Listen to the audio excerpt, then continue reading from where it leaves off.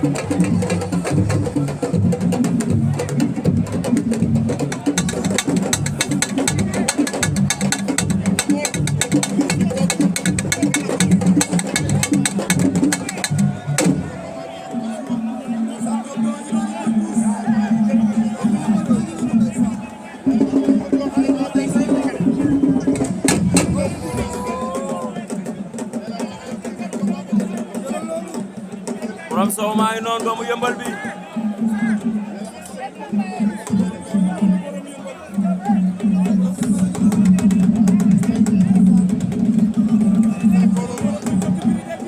sëñ Mor a koy sotti bridel bi